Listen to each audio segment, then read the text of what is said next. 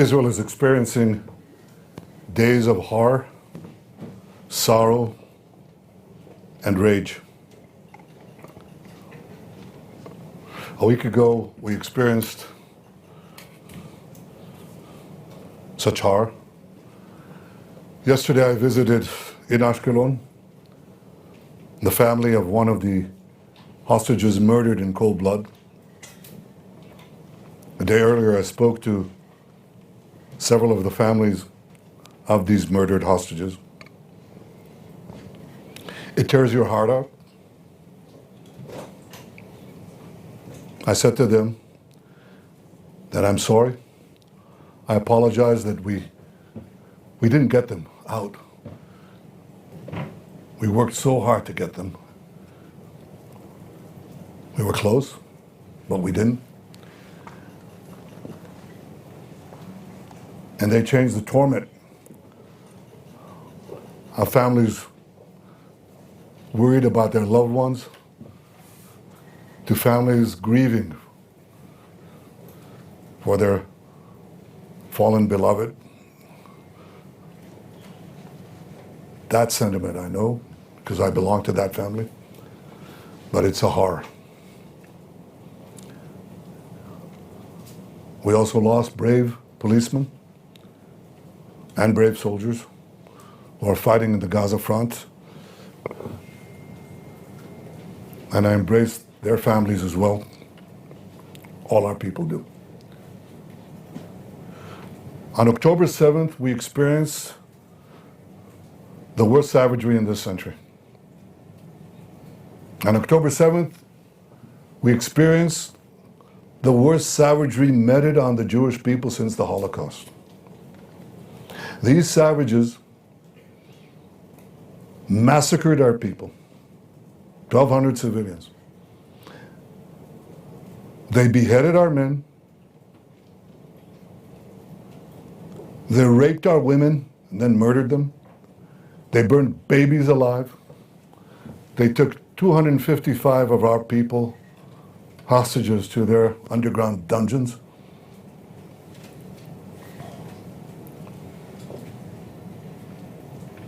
That's a horror that the world saw and responded to initially.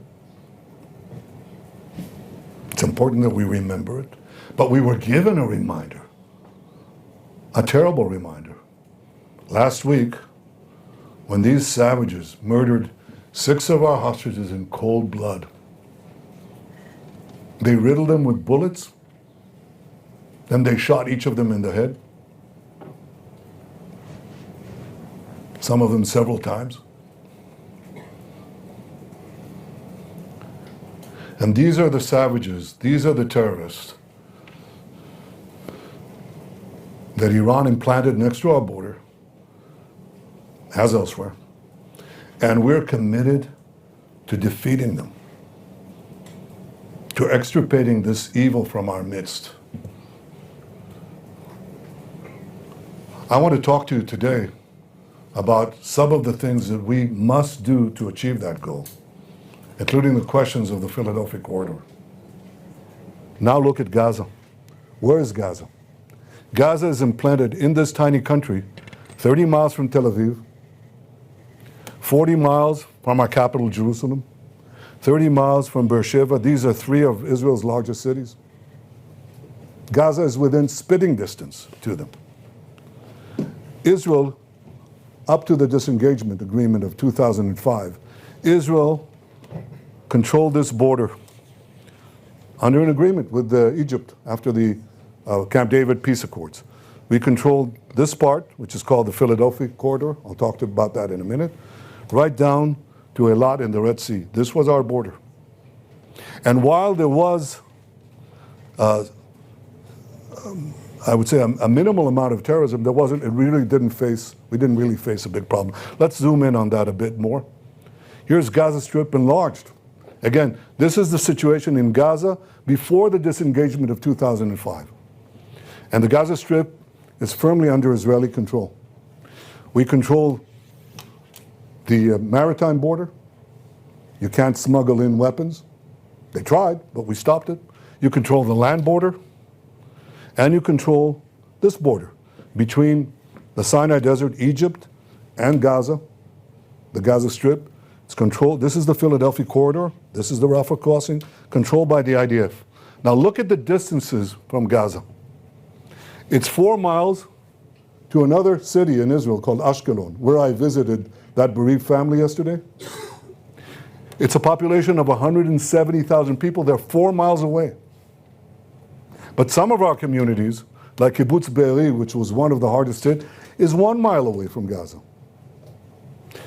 Kfar Aza is less than 1 mile away. It's literally walking distance, okay? And so as long as we control this, these communities, sometimes they were harassed by this rocket or that rocket, but it was marginal. We controlled the security situation. But something happened in 2005. Israel unilaterally disengaged from Gaza. It just went out. It took out everything. It took out the army.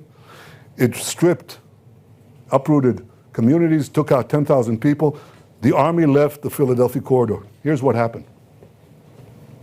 This is Gaza after the disengagement. And Hamas now has a weapon smuggling operation nurtured by Iran, financed by Iran, supplied by Iran, delivered by Iran. And here's what happened. That Philadelphia corridor became completely porous. The other borders controlled by us. But once this was perforated, even though the policy of Egypt was to prevent it, it didn't necessarily work. It didn't succeed.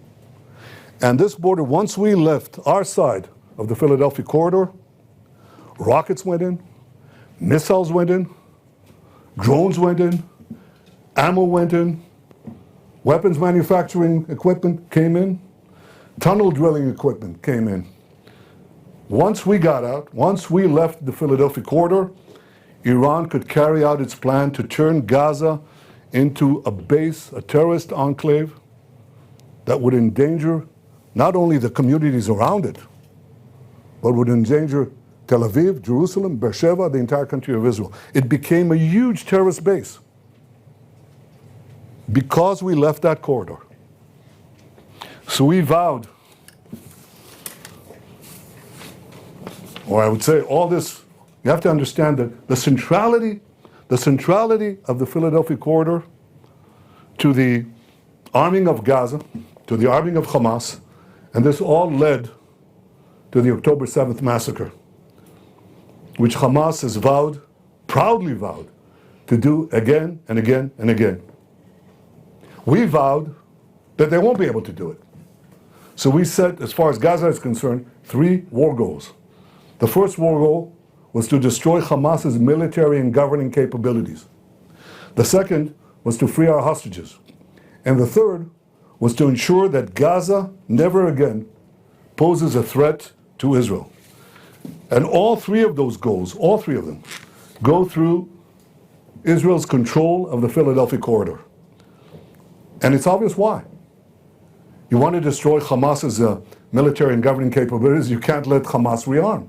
It's obvious. So you have to control the corridor. You can't let them have, by the way, it's not only to prevent them from terrorizing us, attacking us, it's also to prevent Hamas or any other terrorist organization from terrorizing the people of Gaza. Gaza cannot have a future if Gaza remains porous and you can enable rearmament of terrorists through the Philadelphia corridor. The second thing is to release the hostages. First of all, you can't prevent, if you leave this corridor, you can't prevent Hamas from not only not smuggling weapons in, you can't prevent them from not smuggling terrorist hostages out. It's walking distance, nothing. They can easily smuggle hostages out here to the Sinai Desert in Egypt. They disappear. It's crossing distance. The distance is nothing. It's meters away. They cross the barrier above ground. They don't even have to go underground. They disappear in the Sinai, and then they end up in Iran or in Yemen. They're gone forever. And you need something to squeeze them, to prevent them, to put pressure on them to release the remaining hostages. So if you want to release the hostages, you've got to control the Philadelphia corridor. And the third goal of ensuring that we prevent Gaza from being again a threat to Israel, it's clear Gaza must be demilitarized. And it can only be demilitarized if the Philadelphia corridor remains under firm control and is not a supply line for armaments and for terror equipment. I think that's clear to most Israelis, to all Israelis. But a question has arisen. That may be the case. But why don't you leave Gaza for 42 days? You could come back. Well, aside from what I said, that they could smuggle the terrorists out, wait a minute. Come back. I want to show you what they've got under Gaza. I didn't show you that. So I want to show you that. This is what they have under the Philadelphia corridor, just so you understand the supply lines we're talking about. This is one of the tunnels there. Look at the engineering. Look at the investment here. Look at what they've got. We've got dozens of such tunnels underneath the Philadelphia corridor. To give you an impression of the size of these things, this is a soldier. This is a tunnel. You could drive a truck through this. Yeah, indeed, you could. Here's a truck. Or it's a Humvee. This is a huge, huge problem. Now you're just going to walk away. It's obvious we have to control it, right? I think once you see this, you understand that. But then the next question is, okay, you leave and you come back. That's what they tell us. Okay. We'll have complete international legitimacy to come back. Sorry, we've gone down that route. We're down that route when we left Lebanon, and people said, you can leave Lebanon and you can come back. The first time they fire a rocket, you can come back. The world will support you. It didn't. And we've been out of Lebanon for 24 years. They said the same thing when we left Gaza in the disengagement. They said, you can leave. And the first rocket, I remember Sharon, Prime Minister Sharon said this to me. First rocket, above ground or below ground. We'll be able to go back in. It's been 20 years, we haven't gone back in.